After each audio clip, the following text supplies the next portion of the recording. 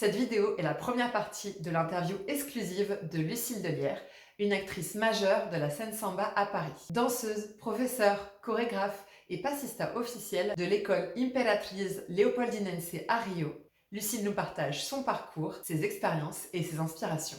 Reste avec nous pour découvrir son histoire et la magie du samba. Lucille, merci beaucoup à toi. Je suis vraiment honorée que tu nous donnes de ton temps aujourd'hui pour Passion Samba, pour cette interview, parce que je sais à quel point tu es over busy avec la samba. Bonjour à tous. Déjà, merci de me recevoir. Je suis très contente de te rencontrer aujourd'hui. Je suis Lucille Delière, j'ai 29 ans. Je suis née et j'ai grandi à Paris. Et puis, j'ai rencontré le samba fin 2019.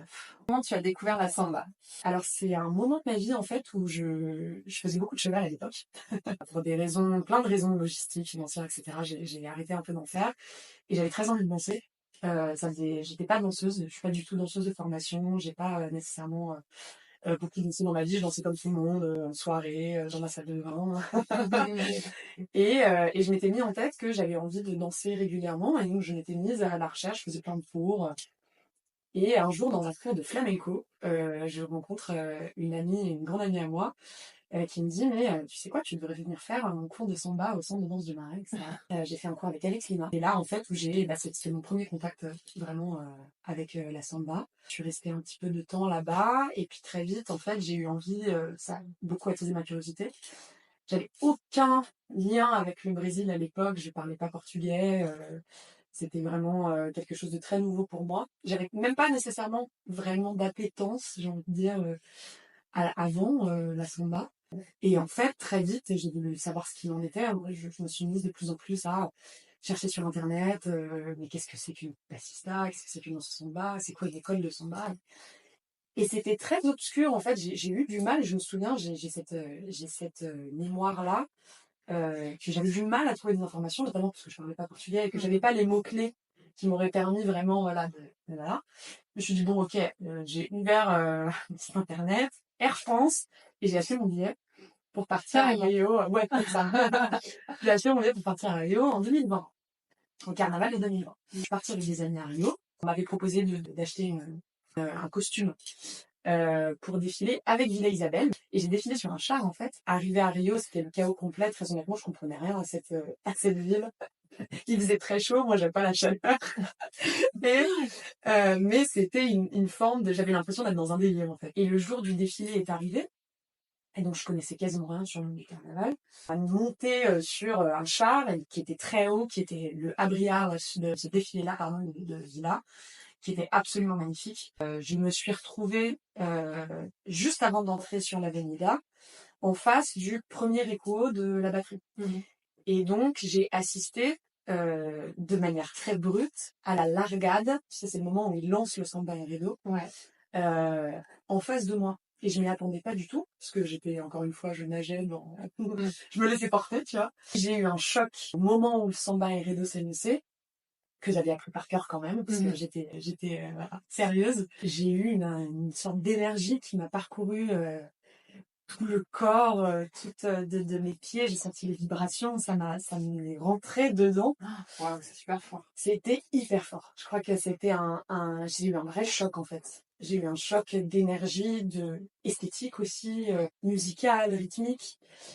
Et en fait, je suis rentrée dans une forme de transe. Ça me fait rire quand j'en parle parce que c'était incroyable. Je suis rentrée dans une forme de transe qui a duré pendant tout le défilé, où je criais tellement, je chantais tellement, je dansais tellement, même en étant sur le char, parce qu'on sait, je pense que les personnes qui ont déjà défilé sur un char le savent, c'est une expérience quand même légèrement dangereuse parce que t'es pas attaché, et puis en plus il avait plu, donc la plateforme, t'es sur des talons évidemment, la plateforme était glissante, vraiment tu t'accroches avec toute ta vie aux deux pôles qui te permettent de rester, et puis comme évidemment c'est un camion, t'as des mouvements en fait latéraux, tu sais jamais quand ils vont arriver, donc c'est vraiment une expérience en soi. Mais en fait j'ai eu une forme d'énergie que je ne connaissais pas, qui m'a parcouru, qui m'a porté pendant tout le défilé, et je suis rentrée dans une sorte de délire, quoi. Et c'était incroyable. Ça, c'était ma première vraie rencontre, en fait, avec le samba. Et c'est ça aussi qui m'a fait découvrir des choses que je connaissais pas, et où j'ai eu encore plus envie de découvrir, quoi. Je suis rentrée en France, et quelques jours plus tard, la pandémie est arrivée, donc on a été confinés. Et avec ça, il y a eu l'explosion des cours en ligne, qui n'était pas une chose qui se pratiquait beaucoup non plus au Brésil avant. Donc j'y étais confinée, absolument comme tout le monde. Et en fait, ça m'a permis d'avoir énormément de temps pour étudier. Et donc, ce que je faisais à l'époque, ce que je fais toujours aujourd'hui, puisque les cours en ligne, c'est une chose, hein, j'en prenais déjà à l'époque avec Bélinia d'ailleurs, D'accord. qui a été une première personne avec qui j'ai fait des cours en ligne, avec Alex, aussi Alex Coutinho. Mais là où je passais la plupart de mon temps, c'est que je prenais des captures d'écran, des vidéos, des chorégraphies qui m'intéressaient, qui me parlaient. Et puis, je passais mon doigt comme ça au ralenti pour comprendre tous les mouvements que je répétais devant le miroir. Et c'est vraiment comme ça que j'ai commencé mon étude de la danse et du samba à proprement parler. Et il se trouve qu'à l'époque, c'était les vidéos de Patrick Carval, qui est une des premières personnes dont j'ai vu le travail, dont je me suis dit, putain, qu'est-ce que c'est que ce truc, quoi. Et donc, j'ai étudié énormément de vidéos de lui. Puis après, je l'ai filmé en train de les faire. Et en fait, ce que j'ai fait, c'est que je l'ai contacté sur Insta. Je connaissais pas du tout. Et je lui ai envoyé mes vidéos en disant, putain, Patrick, frère, j'adore ce que tu fais. Et regarde, c'est incroyable, ça me fait découvrir plein de trucs. Et c'est comme ça qu'on a commencé à parler avec Patrick. C'est très obsessionnel en général quand je fais quelque chose. Ouais, je suis très obsessionnelle, mais pas dans le sens obsession mauvaise, quoi. C'est-à-dire, je suis complètement embarquée dans ce que je fais. Et puis, j'y pense jour et nuit. Je me dis, je suis dans une forme de boulimie, en fait. J'ai envie de comprendre, d'en savoir plus, de parler aux gens qui font ça. Ça, c'est, je pense, quelque chose qui est très déterminant quand même dans mon histoire. Oui. C'est que c'est quelque chose que j'ai toujours eu dans tous les domaines de ma vie. C'est-à-dire qu'il y a quelque chose qui m'intéresse, c'est même plus fort que moi. Je plonge à l'intérieur. En fait, j'ai jamais eu le désir de faire carrière ou d'avoir des objectifs à l'intérieur du samba. C'est-à-dire que quand je suis arrivée au Brésil, en 2020 du coup, et même après, quand j'ai commencé à comprendre comment se passait une école de samba, le carnaval de manière générale, et le samba dans sa culture plus large, je me suis jamais dit, tiens, j'ai envie d'être passista. Ou tiens, j'ai envie d'être, je sais pas, d'être dans cette école. J'avais juste envie de vivre des trucs. Et puis après, j'avais envie aussi de parler avec les gens qui m'intéressaient, par exemple. Ça, en fait, c'est toujours mon envie et vraiment ma passion à la base qui m'a guidée à travers tout ce que j'ai fait, quoi. Ouais. Donc, tu es une passionnée, en fait. Je suis une maxi passionnée. Ouais. Pour la petite histoire, on s'est rencontrés donc au carnaval 2022, au carnaval de Intendentus Magalhães. On dansait dans l'école Res Raça Rubro Negra. Enfin, la des Passistas était lidérée par Ana Perola et Pablo Guerrero. Ouais. C'est un de mes meilleurs souvenirs de défilé, celui-ci. C'était absolument incroyable. Enfin, tu t'en souviens? Franchement, j'en profite pour en parler parce que c'était fou, quoi. Donc déjà, Intendentus Magalhães, pour les personnes qui ne connaissent pas, c'est le lieu du coup à Rio, donc dans la zone nord de Rio, où défilent toutes les écoles qui sont en dessous de la série or. Donc c'est Prata, c'est Bronze et tout le groupe d'Axer. Raça Rubro Negra, c'est une école qui est relativement récente. Tu te souviens, on est arrivé, il a commencé à pleuvoir, mais une pluie torrentielle, comme il y en a à Rio, on était. Totalement. Une pluie torrentielle et on était tous ensemble collés en dessous d'une tente. Oui. En train de faire les derniers ajustements des costumes. C'est un truc qui est un peu populaire, mais c'est vrai que la pluie, surtout quand c'est une pluie un peu glaçante et forte, ça te ramène des énergies qui sont complètement dingues, quoi. Ah mais c'est sûr, c'est clair. Et si tu veux, je te parle même de l'expérience perso du coup que j'ai eu de ce défilé parce que c'était fou. Donc effectivement, il y avait Ana Perola qui était là, qui avait invité Patrick Carval. À rejoindre un peu devant là. Et puis il y avait plein de danseurs de Patrick dont je vais parler après, qui sont Joan Enechinho, par exemple, qui étaient juste devant là. Et c'était complètement fou. L'énergie de l'école quand on est rentré était quelque chose que j'avais jamais vu jusqu'à maintenant, parce qu'il y avait une espèce de rage de vaincre. Oui, tu vois. C'était impressionnant. Et puis rajouté par la pluie et tout. Enfin, je veux dire, il y avait une énergie vraiment spéciale. Et en fait, il se trouve que j'ai une chaussure qui s'est cassée.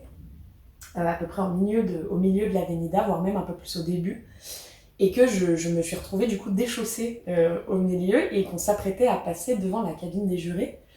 Nechinho aussi avait perdu des chaussures. Et donc en fait, je perds mes chaussures, je regarde Anna, je regarde Patrick qui me dit va te cacher derrière le carreau du son, va te cacher. Le carreau du son, c'est tu sais, c'est ce qui se permet aux chanteurs d'être entendus, c'est cette espèce de grosses camionnettes avec tout le système son. Et donc je cours parce que j'étais vraiment sur la pointe droite de Lala et donc j'allais passer dans la cabine des jurés. Donc je cours me cacher derrière le carreau du son. Derrière le carreau du son, je m'ambiance totalement avec mes chignons, genre vraiment on était dans notre meilleure énergie. Parce que j'étais pieds nus en fait, je pouvais pas passer pieds nus devant les jurés. Et une fois qu'on passe la cabine des jurés, il restait encore un bon bout d'avenida. Et je reviens à ma place, et là j'ai eu, mais je sais pas ce qui s'est passé, j'étais tellement galvanisée, j'ai eu un moment de danse extraordinaire. En fait, j'avais l'impression de voler, littéralement. Wow. Genre, ça m'a vraiment fait ça, donc du coup j'étais pénouchant, vraiment, genre j'étais sans chaussures, pieds nus sur l'asphalte, etc.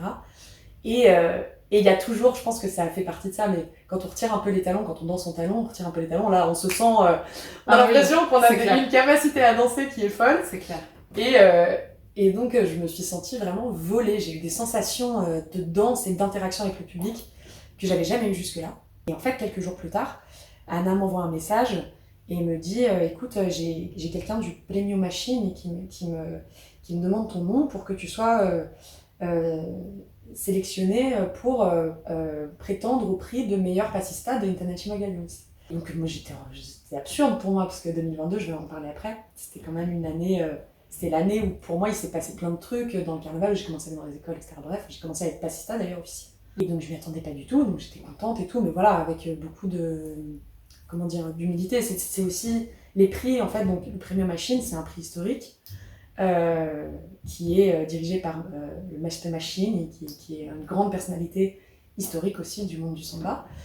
Et puis il récompense, c'est une récompense qui est extraordinaire, mais qui voilà, est surtout dédiée aux personnes qui sont à l'intérieur du carnaval, le passista brésilien, etc.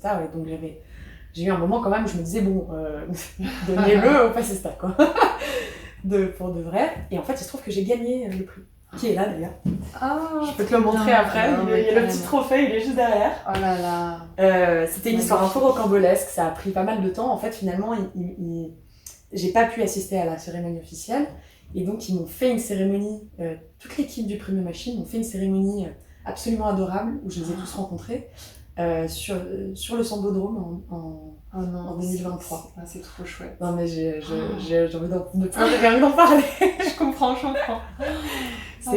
C'était un moment extraordinaire. Et surtout des rencontres hyper intenses. Waouh. Voilà, donc je suis très fière, très honorée de ce prix, quoi. Ce que tu as vécu là. Ouais, bah, je pense qu'il y a eu quelque chose où ils ont saisi l'énergie, peut-être ce qui était en train de se passer, mais c'était hors du temps comme moment, quoi. Voilà. Est-ce que tu as décidé de te dédier à la samba? Est-ce que tu as décidé d'en faire une carrière? Alors non, d'ailleurs c'est pas mon métier. J'ai un métier à côté, je suis consultante marketing, je fais du branding, donc je travaille en freelance, j'ai travaillé avant en agence, mais aujourd'hui je travaille en freelance.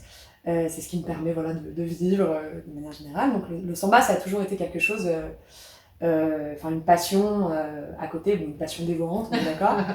Une passion à côté. Après, donc non, j'ai pas l'idée d'en faire une carrière.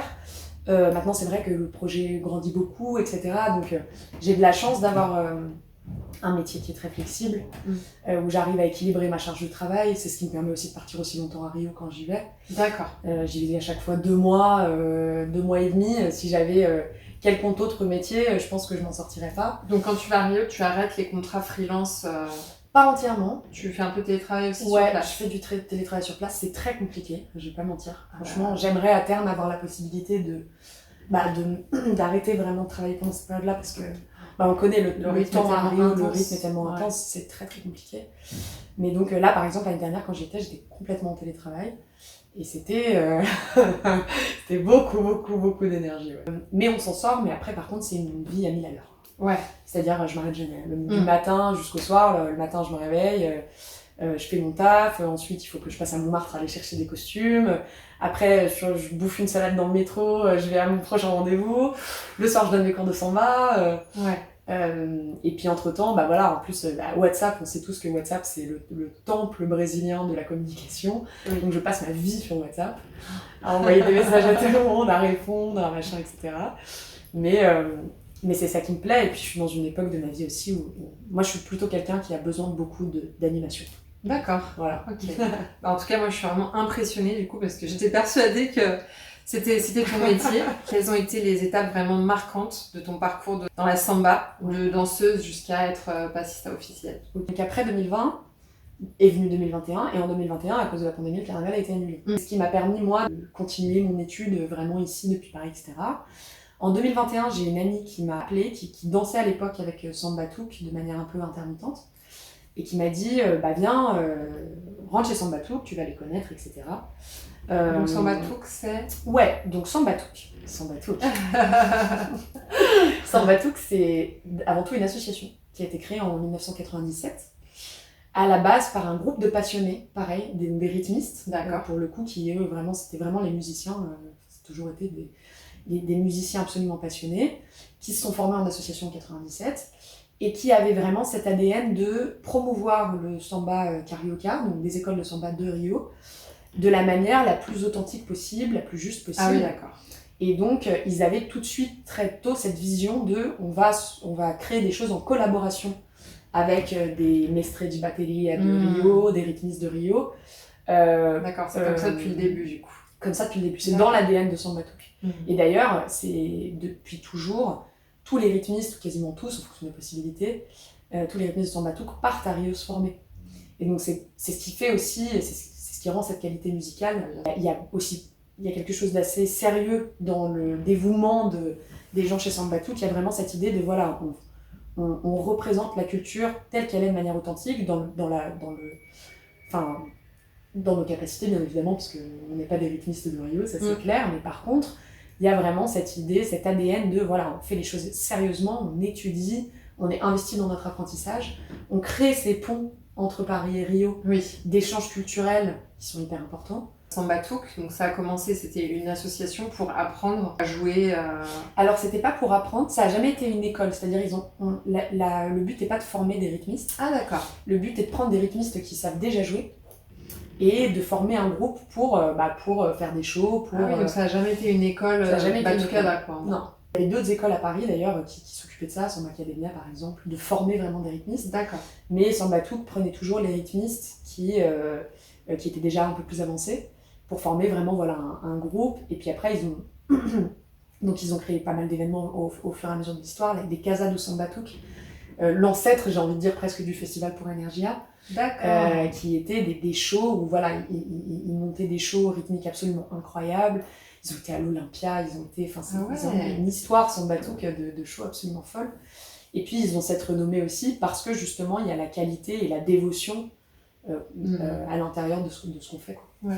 Et c'est quand que les danseuses ont débarqué? Jusqu'en 2021, Samba Touk travaillait avec des danseuses de l'extérieur qui contractaient en fait pour venir sur des festivals, sur des shows, etc. D'accord. Il n'y avait pas du coup de groupe intégré à l'école en fait, et ni à la batteria, quoi. Et en fait en 2021, donc à l'époque c'était Sébastien Larminet et Anthony Dagenet, les Lestrés, qui ont dirigé ensemble à deux pendant 1 an, je crois. Aujourd'hui, c'est Anthony Dagenet qui est Lestré de Samba Touk. Et à l'époque, ils sont venus me voir en me disant, écoute, on aimerait te proposer de créer le groupe de Passista de l'école de Samba Touk. Passista, c'est un mot à prendre avec des pincettes, hein, bien évidemment. On n'est pas passista dans le même sens que dans une école de samba à Rio. On est danseuse de samba, on a une section danse. En fait, la danse à Samba Touk, elle est traitée de la même manière que toutes les autres sections. Les sections, on appelle ça, c'est des sections d'instruments par exemple. Et chaque section a un directeur. Donc il y a un directeur des caixes, il y a un directeur des tambourines, il y a un directeur du sourdo. Et moi, je suis directrice de la danse au même titre que ces directeurs-là. D'accord. Et donc on travaille tous en collaboration. On travaille sous les ordres de notre mestré. Et donc c'est comme ça qu'est né. Donc c'est là où ils m'ont proposé de créer ce groupe. Et donc c'est un groupe qui a progressivement grandi. Donc pour moi, j'ai accepté tout de suite parce que moi j'étais déjà chez moi en train de créer des chorés dans tous les sens. J'appelais mes amis pour me dire, mais tu veux pas qu'on se rencontre là, on fait une choré ensemble. Et donc pour moi c'était génial, c'était un rêve parce que j'ai toujours aimé créer, j'ai toujours aimé chorégraphier. Depuis même que je danse la samba, etc. Même petite d'ailleurs, je faisais déjà des shows avec mes amis de maternelle. Donc, le groupe, au départ, il a grandi progressivement en fait. À l'époque, on était 4-5, après on a commencé à grandir. Aujourd'hui, on est 7, 8 en comptant. Et puis, il n'est pas nécessairement voué à grandir beaucoup, parce que je parlerai plus tard du travail un peu spécifique que je fais à l'intérieur de ce groupe. Et puis, mais par contre, c'est qualité pure, quoi. Oui.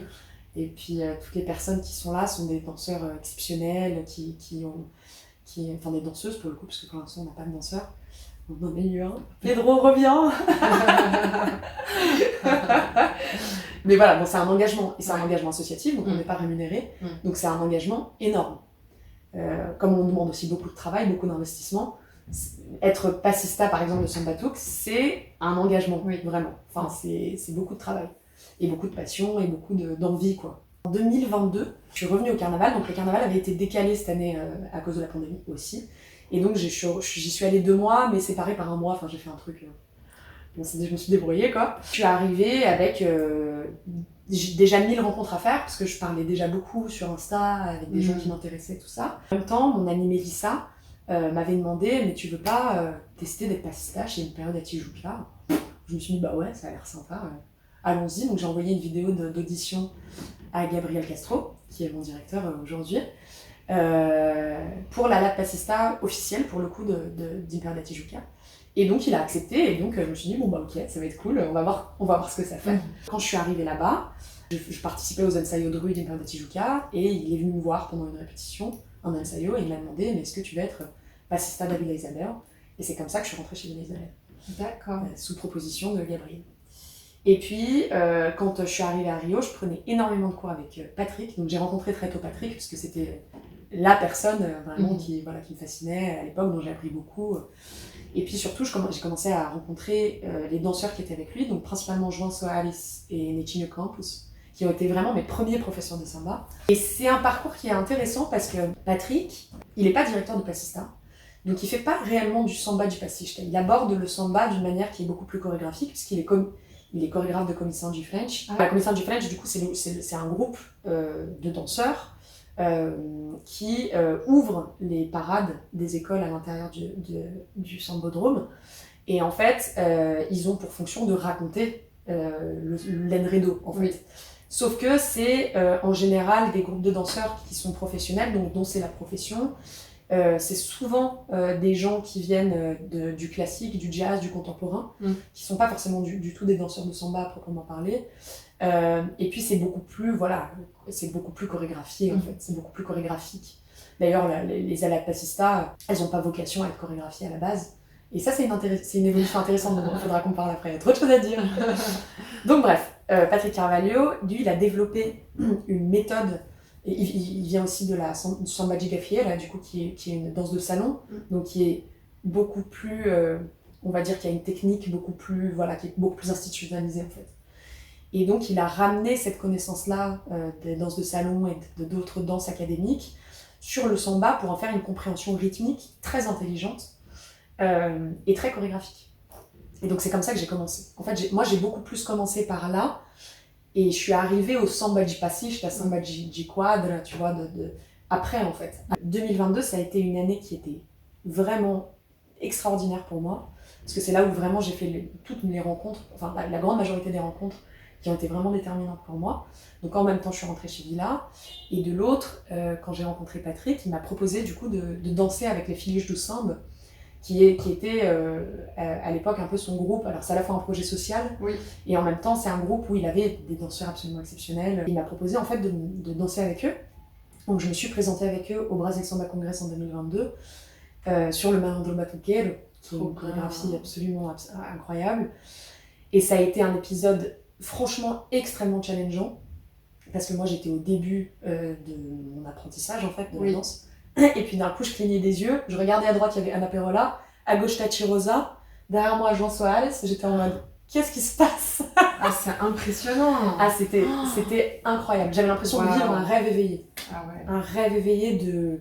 Et j'absorbais toutes les informations, parce que c'est là où tu apprends le plus. En réalité, tu apprends le plus dans les projets, quand tu danses avec des danseurs incroyables. Ça a été dur dans le sens où j'ai vraiment dû être dans un mindset de ok, genre.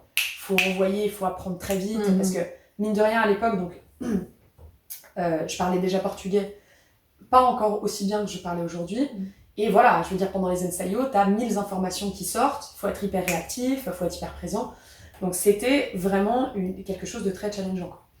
mais en même temps extraordinaire. Et les présentations étaient folles, et voilà, c'est un de mes souvenirs qui était très marquant dans mon parcours.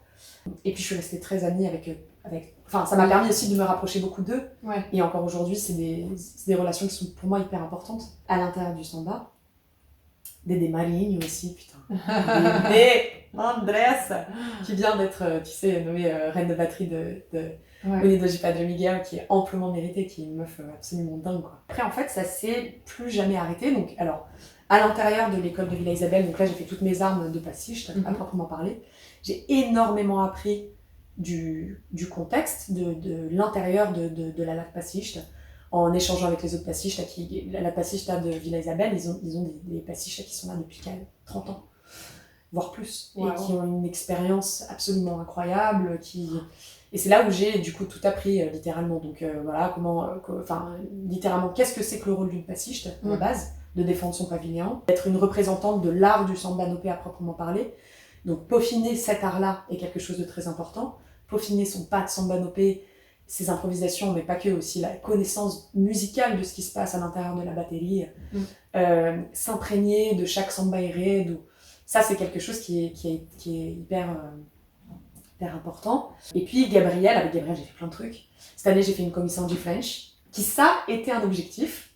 Ça vraiment je m'étais dit depuis que j'y étais allée en 2022, je me suis dit je peux vraiment faire une commission du French parce que ça me... Au niveau de la danse, tu te fixes quand même des objectifs de malade, quoi. Au fur et à mesure, quoi. Tu sais, je suis en mode, ah ouais, ça, j'aimerais bien le faire, tu vois. Et donc, en fait, Gabriel m'a proposé cette année, avec l'école de Villa Santa Teresa, qui est une école d'un groupe d'accès. Donc, c'était un enredo en hommage à Solange Cruz, qui est la directrice de Mocidade Alegre à São Paulo. Donc, du coup, on a fait littéralement une commission du French extraordinaire, très drôle. Vraiment, le process a été... vraiment incroyable. J'étais encore entourée de danseurs absolument extraordinaires. Enya Moreira, qui est dans la commission du French de Viradouro, que des gens absolument dingues, quoi. Et ça a été extrêmement riche. J'ai fait partie d'Ala chorégraphiée à Imperio Serrano en 2022. Là, j'ai fait des rencontres extraordinaires aussi. Franchement, Imperio Serrano, c'est une des écoles qui, pour moi, m'a le plus appris et que j'aime le plus. Je pense fondamentalement, j'aime énormément cette école. Pour plein de raisons, pour sa communauté, pour son histoire, pour sa batterie aussi. Et puis après, j'ai continué, donc il y a trop de choses à dire, je pense. Trop de projets à expliquer, mais par exemple cette année, j'avais extrêmement envie de travailler avec quelqu'un dont j'admire énormément le travail, qui est Washington Silva, qui est un chorégraphe de génie, complètement visionnaire, qui a été assistant en fait de Patrick Carvalho pendant 7 ans, donc qui travaille dans le monde du carnaval depuis très longtemps. Et je l'ai contacté, on a monté un projet pour Samba Touk, qui sortira peut-être l'année prochaine. Et puis on a aussi monté un autre projet dont vous avez peut-être entendu parler, qui était celui de Syncope, qui est donc en fait avec Emils, on avait déjà ce projet de travailler avec Washington, et on a embarqué Federica, Irigaï et Rafa de Salgueiro ensemble pour créer ce projet chorégraphique qu'on a présenté du coup qu'on a présenté à Tuiuti, qu'on a présenté j'ai vu les vidéos aux Encontros du Pastiche, trop bien. Et qui a été un projet dingue, chorégraphique dingue, parce que Washington il a cette capacité à aussi considérer le samba en dehors de son contexte normal des écoles de samba et d'en faire l'objet de création, quoi. Vous répétiez au MAM, non? On répétait au MAM tous les jours. Des heures. Et c'était génial. C'était génial. Franchement, le processus créatif de Washington, il est incroyable. Le mec, il a une intelligence rythmique, musicale, visuelle de génie, quoi. Et en plus, c'est un mec qui est extrêmement cultivé, qui a une force créative folle. Et donc, j'ai énormément appris de lui, et c'est quelqu'un que j'aime beaucoup, que je pense qu'il va apparaître à Paris, incessamment sous peu, parce qu'il faut que les gens le connaissent. Il ramène une intelligence corporelle à l'intérieur du samba qui est hyper intéressante aussi. Voilà. Bon, après, j'ai rencontré plein de gens qui ont été terminés en Rosangela Silvestre. Elle a beaucoup influencé ce que je fais aujourd'hui aussi. Donc, toutes ces personnes, tu les as rencontrées en 2022? Donc, Washington, non, c'était l'année dernière.